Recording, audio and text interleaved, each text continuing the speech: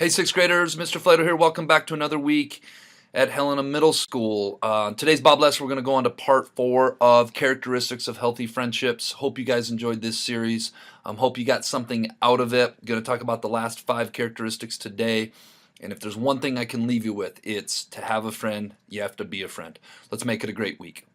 And we're off and running on Bob Lesson, Characteristics of Healthy Friendships, Part 4. But first, let's be our best this week at HMS. Let's be Bob. Let's be safe, let's be responsible, let's be respectful, and let's be a learner. Okay, so we've went through 20 characteristics of friendship here, and we're going to follow up on the last 5 in the bottom right-hand corner.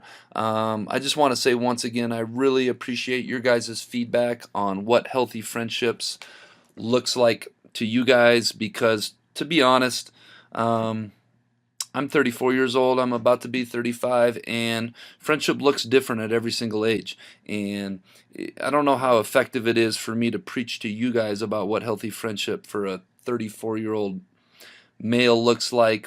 I would rather take your guys' feedback from 11 to 14 years old as a middle school student at HMS and combine it with my knowledge and my training and my education to give you guys the best information as possible. So I really appreciate your guys' feedback and all of you that that give me Bob answers every single week. All right, so tip number 16, I guess this would be, is a characteristic of healthy friendship is someone that shares. Sharing is caring, and I think that's one of the best quotes I've heard when it comes to friendships and healthy friendships. What is sharing? We share our possessions, we share our time, we share our experiences, we share our laughs, we share our joys, we share our hopes, we share our dreams, we share our struggles, we share our fears, and that's what friendship is really about, is when you trust somebody and you can open up another layer and talk to them about that. As it comes to possessions, a rule of thumb and a golden rule is treat your friend's possessions better than you would your own. So if a friend lends you something or a friend gives you something to enjoy for a while, make sure you treat that better than you would if it was your own, so that you can return it in tip-top condition.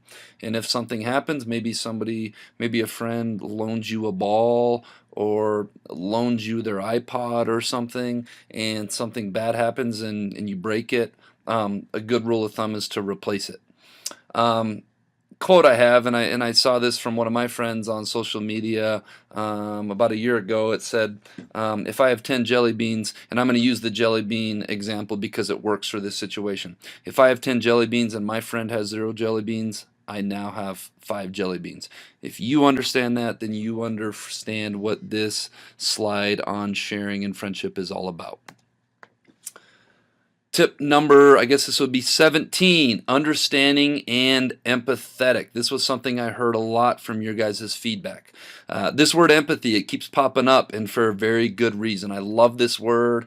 You know, I am biased. I'm a school counselor, and so I believe in empathy. But empathy, again, is defined as having the ability to understand and share the feelings of another or another person. Friendship is really about understanding and enjoying sharing both the ups and the downs of life with another person. And to me, that is just that's friendship in a nutshell, is sharing and understanding the ups and downs of life that we all go through. We all have ups, we all have downs, we all have good times, we all have bad times, we all have struggles, we all have worries, and being able to share that with another person.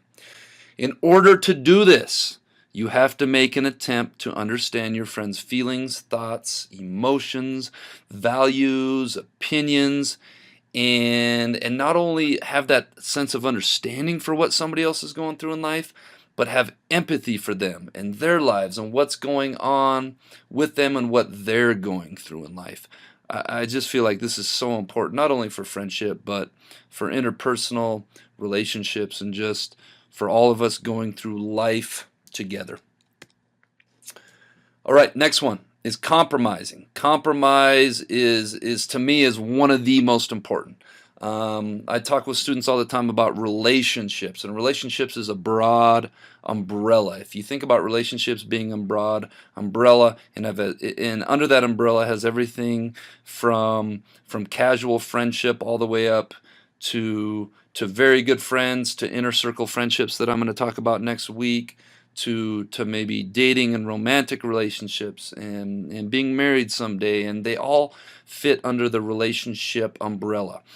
Student-teacher relationship, counselor-student relationship, principal-student relationship, parent-child relationship. We can go on and on. They all fit under the relationship umbrella.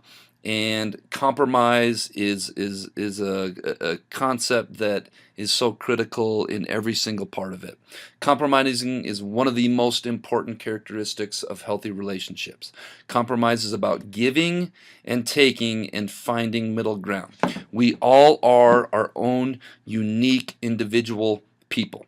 Therefore, we're never going to fully 100% agree on the same thing.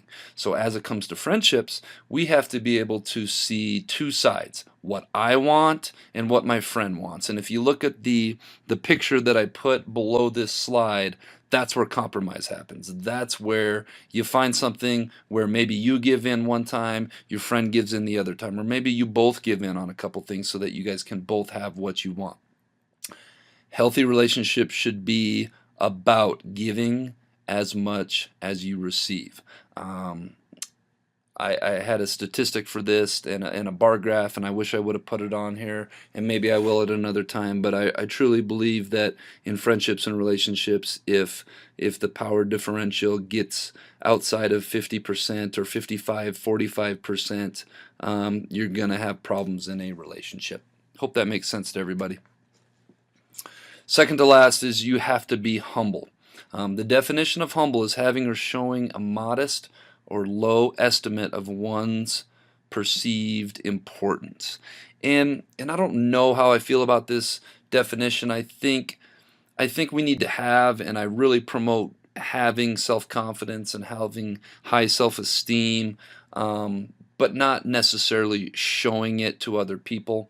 Being confident and self-assured is a good thing, and that's what I really promote, and I hope every student and every person in our school feels a high level of confidence and a high level of self-esteem. I got to talk about self-esteem and how important self-esteem is, and we have to be able to differentiate between having self-esteem and telling everybody about how confident and self-assured or what's going right in your life, because you can really rub people the wrong way. There's a strict dichotomy, and that's a big word for many middle school students. Dichotomy is basically like two parts. There's a strict dichotomy between being confident without being outwardly cocky or arrogant, and that's a life skill, and that's an interpersonal skill that we all should shoot to conquer. I love this quote right here. It says, "Humble enough to know I'm not better than anybody, and wise enough to know that I'm different from the rest, that I'm my own unique person." All right, and our final slide and our final tip out of the 20 of healthy characteristics of friendship is showing interest in other people.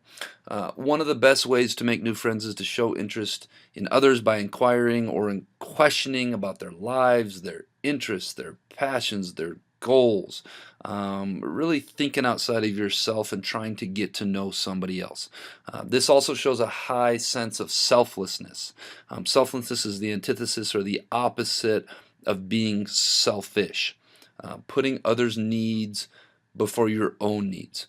When friendships become all about you or all about me and what's best for me and what I want and what works for me, is when friendships become very unhealthy. My quote of the week comes from Mr. Ralph Waldo Emerson, and when it comes to friendships, I don't know how many times I repeat this to kids in my office.